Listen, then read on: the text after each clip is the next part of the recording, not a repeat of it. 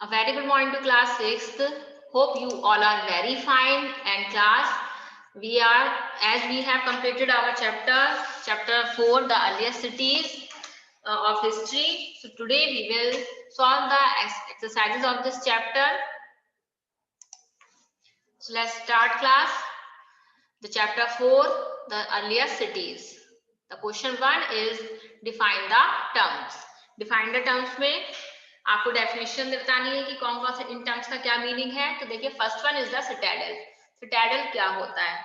तो हड़प्पन सिविलाइजेशन के बारे में हमने बताया था कि जो हड़प्पा सिटी थी आपकी वो 2 पार्ट्स में डिवाइड थी। First part is the citadel and the second part is the lower town. तो सिटैडल का मीनिंग जो लोअर टाउन और सिटैडल था, सिटैडल जो यहाँ पे हाई सोसाइटी पीपल रहते थे, सारे नोबल पीपल रहते थे, तो उसको सिटैडल कहा जाता है ना। तो citadel means higher town located in Harappan civilization. The second is the scribe. Scribe कौन थे, है ना? Wait class. Second is the scribe. Scribe means a writer, the person who knows how to write. तो देखिए यहाँ पर scribe people वो थे जो जानते थे कि कैसे लिखना है ना। तो लेखाकारों को बोला गया है scribe। और वैसे भी हम स्क्राइब का मतलब राइटर ही होता है जो लिखना जानते हैं, हर तरह की राइटिंग हर तरह से, ठीक है। तो third is the craft person. Craft person कौन से? A person who is skilled eight making things by hands.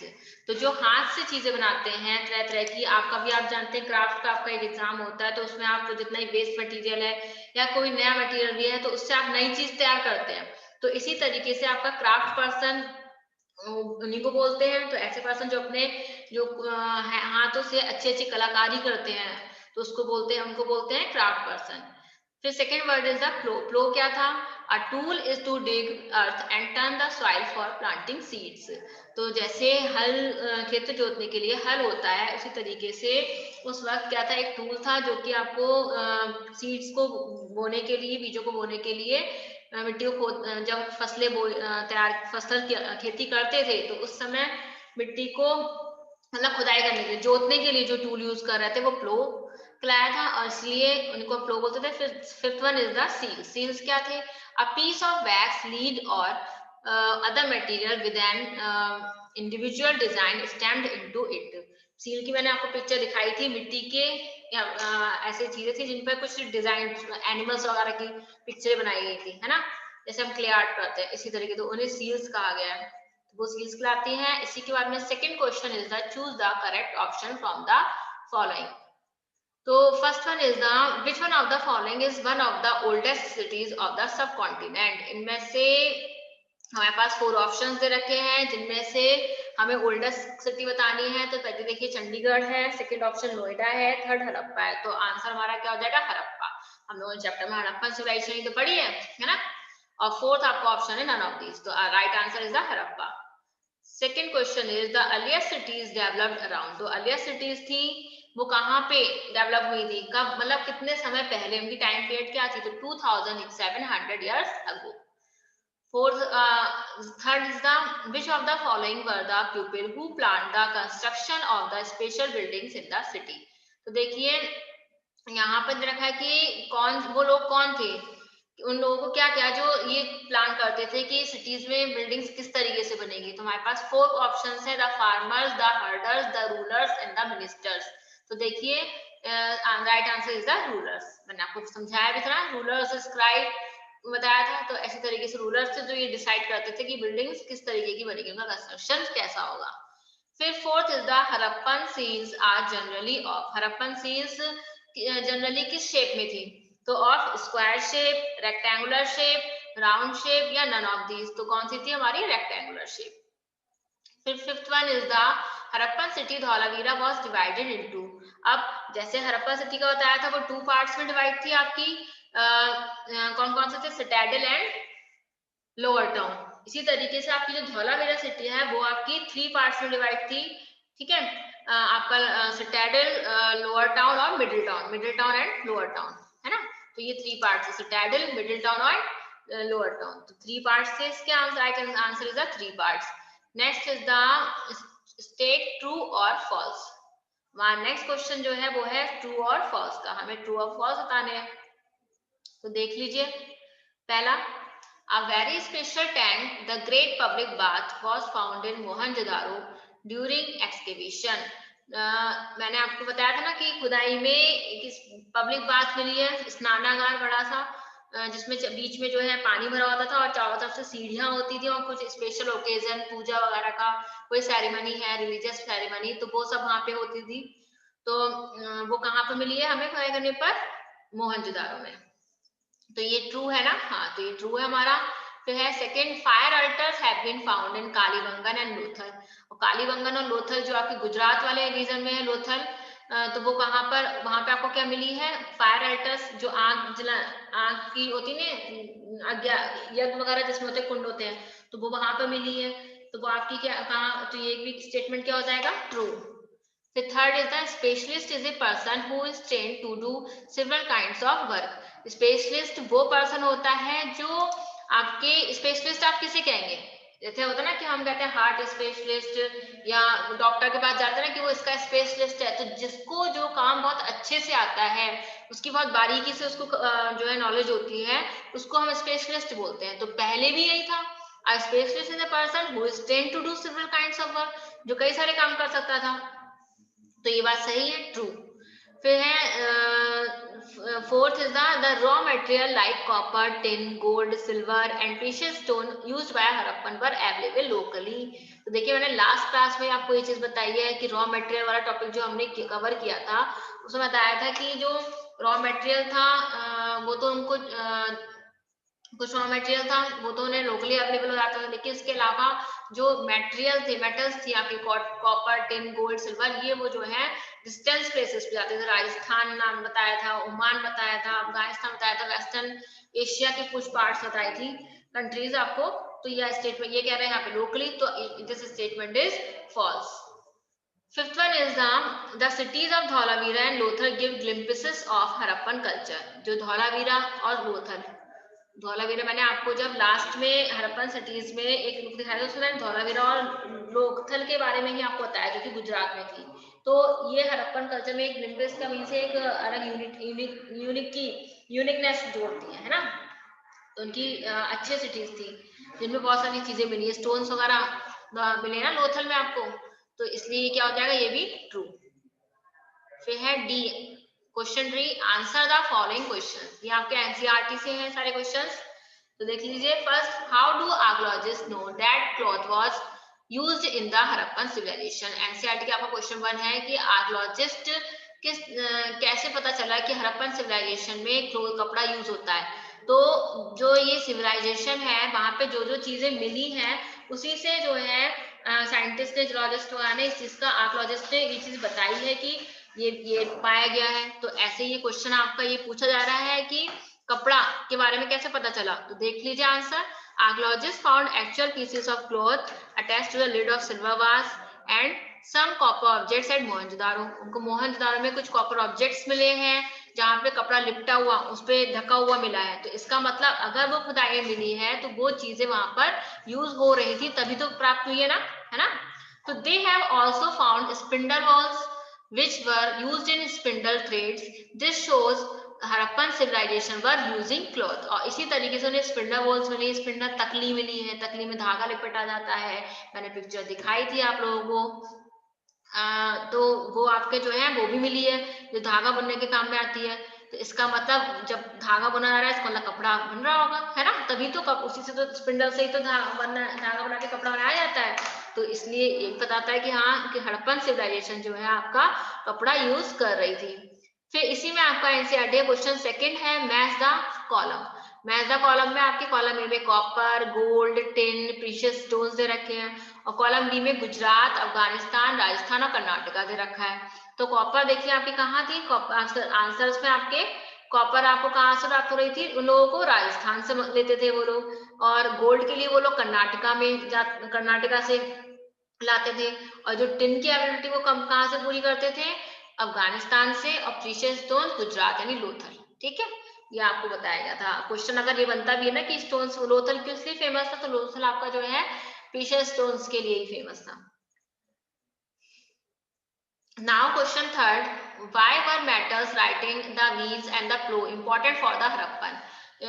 जो हड़प्पन पीपल थे उनके लिए ये चीज क्यों जरूरी थी? क्या मेटल राइटिंग, मेटल्स जितनी भी थी वो यूज करते थे, और राइटिंग के लिए जो वो चीजें यूज कर रहे थे, व्हील्स यूज कर रहे थे, फ्लो। तो देखिए वो एक सिविलाइजेशन थी, सीधी सी चीज ये है। सिविलाइजेशन का मतलब है सभ्यता, यानी एक सेटल्ड लाइफ जी रहे थे। और सेटल्ड लाइफ जब इंसान जीता है, जैसे हम ही है, तो हमें किस चीज की जरूरत नहीं पड़ती, हमें बहुत सब चीजों की जरूरत पड़ती है।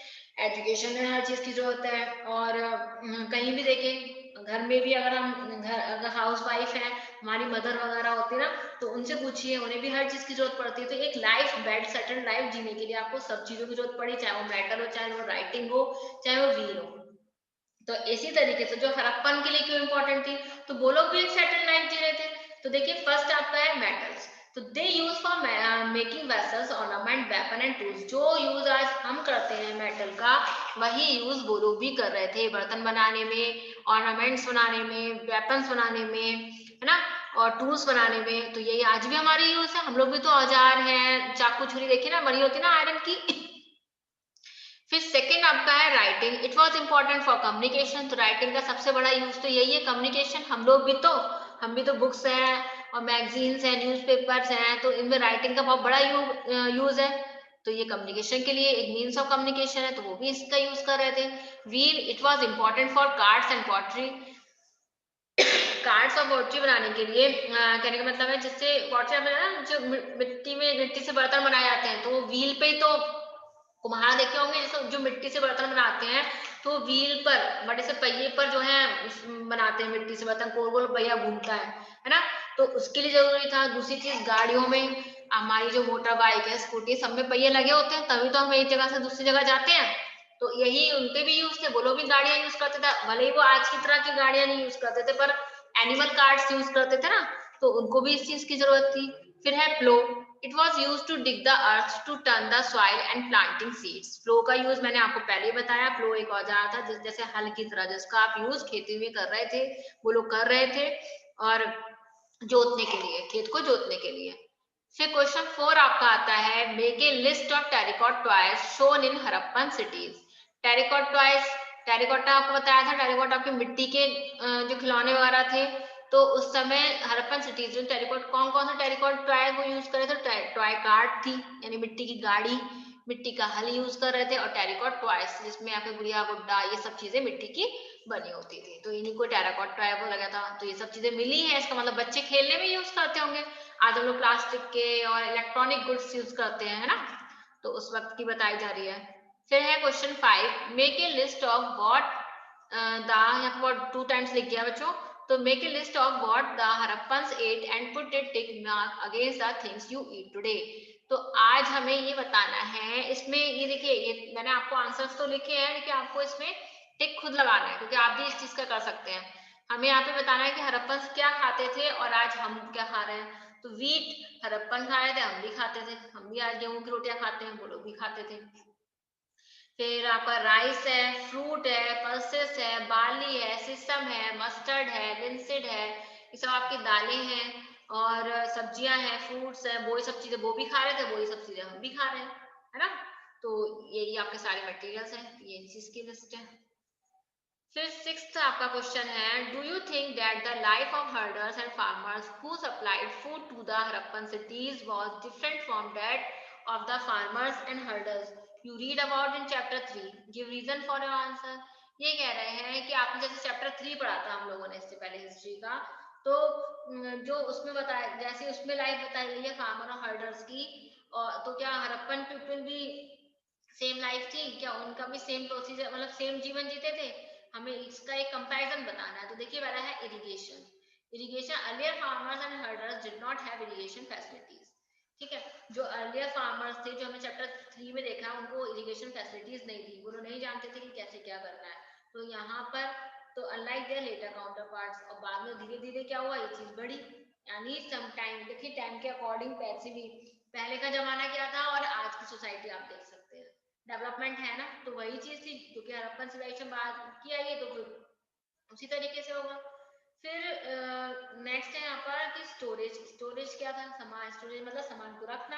तो कैसे रखते थे? अर्लियर फार्मर्स यूज बास्केट और clay pots for storage purpose, whereas their later stage farmers well built granaries, तो पहले के जो फार्मर्स थे वो बास्केट का या फिर मिट्टी के घड़े वगैरह होते थे, उनमें जो है सामान रखते थे। लेकिन बाद में जो फार्मर्स ने क्या करा, धीरे धीरे ग्रेनरीज बनाना शुरू करी, मतलब बड़ी बड़ी ग्रेनरीज जिनमें ये सामान रखा स्टोर करने के लिए अलग से ही। तो ये भी एक डेवलपमेंट की चीज थी। फिर नेक्स्ट है tools. Earlier farmer did not have wooden tools like plough that could be used to tilling the land. तो अर्लियर फार्मर्स के पास में कोई टूल नहीं था, जैसे प्लो के बारे में आपको बताया गया है ना, वुडन के बना हुआ है लकड़ी के खोदने के लिए। तो वैसी चीज अर्लियर फार्मर्स पे नहीं थी, जो कि आप इस सिविलाइजेशन में आपको देखने को मिली है। इसका मतलब यही था कि ये एक वेल डेवलप्ड सिविलाइजेशन थी। इस समय तक आते आते ह्यूमन बीइंग ने काफी सारे एक्सपेरिमेंट कर चुका था, यानी एक सही लाइफ जी रहा था। नाउ ये आपका एनसीईआरटी से अलग है क्वेश्चन, आपका एक एक्स्ट्रा क्वेश्चन आपका चैप्टर में लिखी है, आपके चैप्टर से रिलेटेड ही। इसमें है what were the main features of the great public bath in Mohenjodaro. Mohenjodaro में जो ग्रेट पब्लिक बाथ मिली है उसके मेन फीचर्स क्या है, यानी उसके बारे में विशेषता क्या है।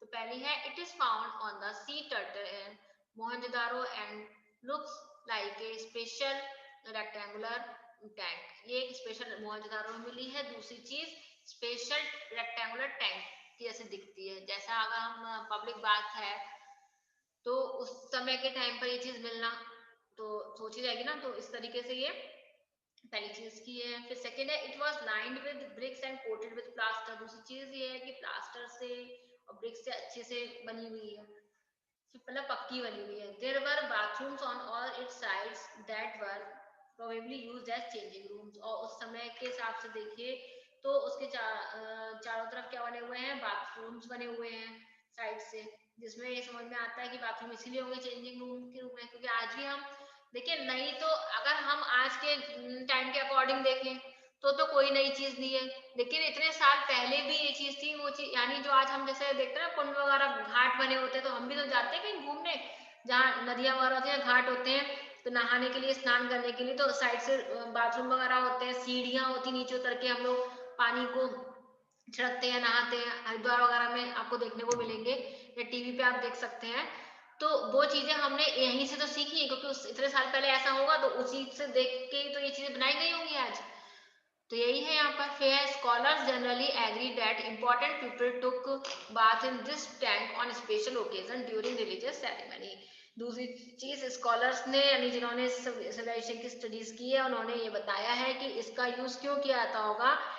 इसका यूज इसलिए कि नहाने के लिए, जैसे आज हम भी ना गंगा स्नान करते हैं, गंगा स्नान करते हैं, कोई कार्तिक पूर्णिमा है, पूर्णमासी के दिन बहुत सारे लोग गंगा स्नान करते हैं। तो उससे क्या होता है हमें जो है मतलब एक पवित्र हमारा ओकेजन हो जाता है। तो इसी तरीके से उस समय भी हुआ होगा। ये जो पब्लिक बात है उनका यूज इसीलिए किया जा रहा होगा, मतलब जो आज हम घाट का यूज करते हैं गंगा स्नान करने के लिए, क्या हरिद्वार है, जहाँ जहाँ गंगा जी है, जहाँ जहाँ उनके, जैसे यहाँ पर बीकानेर की अगर बात करते हैं, यहाँ पे पास में कौन सा है, कोलायत है, जहाँ पर हम लोग स्नान करने के लिए जाते हैं, उसको हम लोग रिलीजियस सेरेमनी के मतलब वही मानते हैं, है ना। तो यही चीज थी उस समय। तो ये जो पब्लिक बात है वो इसीलिए यूज किया जा रहा होगा, ये चीज स्कॉलर्स ने आइडिया लगाया है और होगा यही। फिर है second question, when and where was cotton first grown. कि सबसे पहले और कहाँ पर कब कॉटन पहली बार उगाई गई थी। तो cotton was first grown at Mehrgarh around 7000 years ago. Mehrgarh में 7000 ईयर्स एगो उगाई गई होगी, ऐसा आर्कियोलॉजिस्ट ने हमें बताया है।